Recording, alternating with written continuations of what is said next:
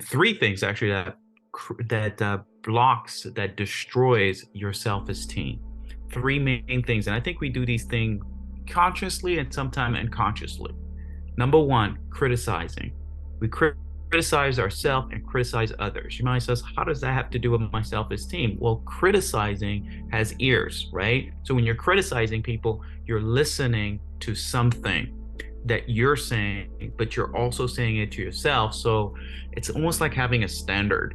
You're now, criticalness creates a standard that you have to uphold upon. And usually, because when we're critical, we're usually, the standard is not really fair. That's number one. Number two, we also create comparing to yourself to others is another self-esteem destroyer. Why do I say that? Well, when you're comparing yourself to someone else, you are creating a false image of who you are. What do I mean by that? Because it's a reflection. It's like you're looking at a reflection. It's kind of like looking at a sunset, but yet looking at somebody else's iPhone sunset, and you're missing that sunset that's right in front of you, right? So comparing leads to despair. So when you're comparing, you create a false self. What I mean by the false self is someone that's never satisfied.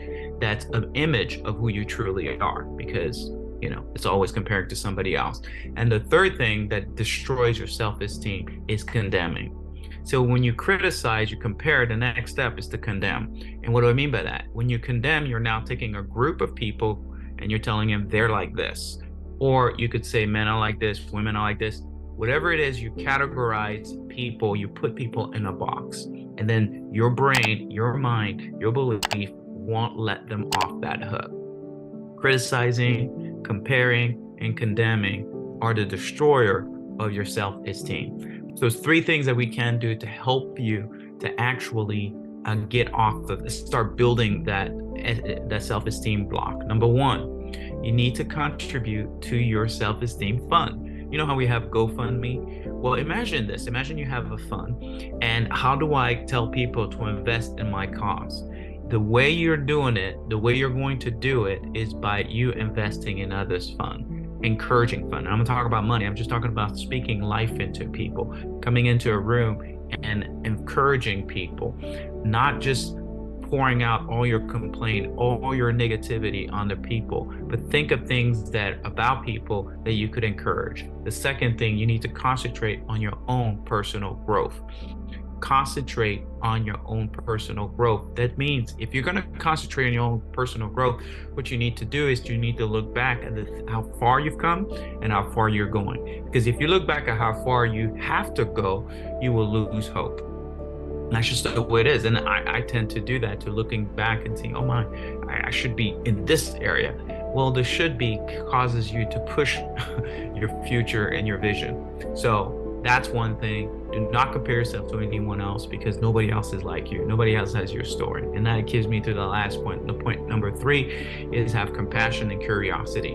And when you have compassion and curiosity, what you want to do is you want to, like when people hurt you or people have a bad day or whatever, you see it, have compassion. That doesn't mean you're around them, but that means that you have, doesn't mean you don't have boundaries. You don't put yourself in a situation where you get hurt. You have compassion, but you also are curious about their story, curious about their past. Don't assume, just ask. Don't assume that, hey, this person just doesn't like me. Just ask. Ask the question and confront those that you're able to confront. Okay. So three things again that could help you, I believe, to build your self-esteem versus destroy it. Number one, you contribute every single day to other people encouragement fund. Encourage them. That means plug in courage. Speak life. Number two, concentrate on your own personal growth. Number three, have compassion with curiosity. Don't assume. I'll give you this story. Someone was assuming that I was not connecting with them for some reason when they told me not to connect with them. Think about that.